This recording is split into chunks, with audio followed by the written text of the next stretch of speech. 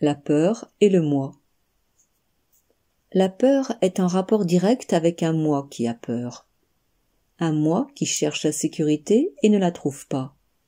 Un moi qui désire le contrôle et ne l'atteint jamais. Un moi qui désire ce qui est loin sans même connaître ce qui est près. Prenons l'exemple d'une claustrophobie, cette peur d'être dans un lieu fermé, quelle qu'en soit sa nature. La peur d'être enfermé, cette sensation de restriction, d'étouffement, ce sentiment de ne pas pouvoir bouger, ni avancer, ni reculer, cela ne vous rappelle-t-il pas le désespoir de la mouche dans son verre? Et si, au lieu de nous agiter, nous prenions le temps de nous poser? Voyant qu'il n'y a pas d'issue possible, est-il possible de s'asseoir physiquement ou en nous-mêmes et de respirer? Nous allons voir alors que le corps est tout contracté, tendu, agité, que notre souffle est court et haché. Si l'on prend un moment pour respirer, pour détendre ce corps apeuré, la sensation d'étouffement nous quitte. Le moi est comme une contraction. Plus il s'agite, plus il se rétrécit. Plus il s'apaise, plus il se dilate. Lorsque le silence intérieur a été touché, ou plutôt qu'il nous a touchés, la peur peut nous quitter. C'est la méconnaissance du silence qui maintient la peur et la souffrance.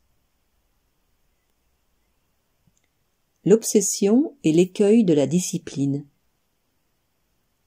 L'obsédé lui-même n'échappe pas à la quête de perfection qui est en nous, la recherche du juste son, de l'acte qui clarifie sans imposer, qui exprime sans violence et qui transforme sans attente. L'obsession de la propreté n'est que le reflet d'une conscience de l'impureté, culpabilité projetée et orgueil déformé.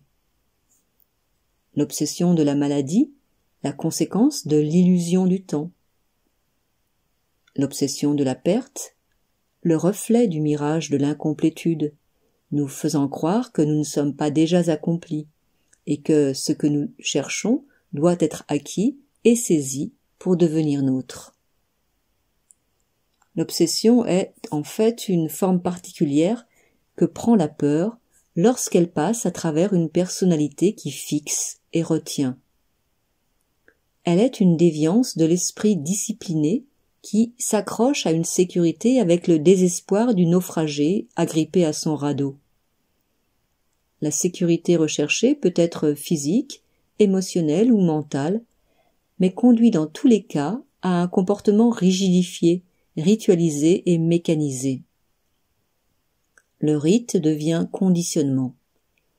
Il est coupé de la sensibilité et de la conscience qui, dans un autre contexte, lui donnerait sa valeur. En arrière-plan de cette peur sclérosée existe une impossibilité à accepter, à lâcher et à abandonner le contrôle.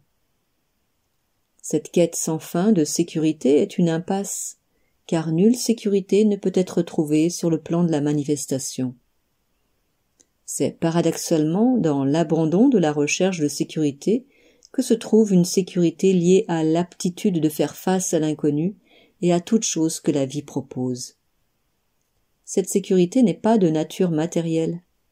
Elle s'enracine dans la non-attente et dans le vécu propre à l'immuabilité de l'être.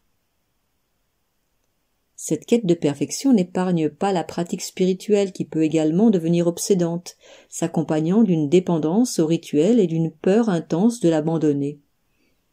Dans ce cas, l'obsession n'est pas dirigée vers un objet matériel, mais vers une finalité spirituelle ressentie comme un but ultime à atteindre.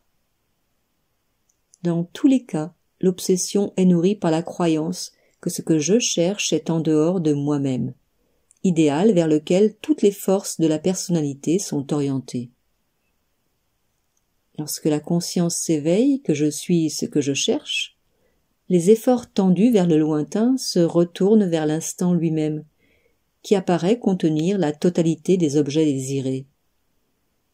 La paix peut alors s'installer, nul objet ne pouvant nous apporter ce qui est déjà là.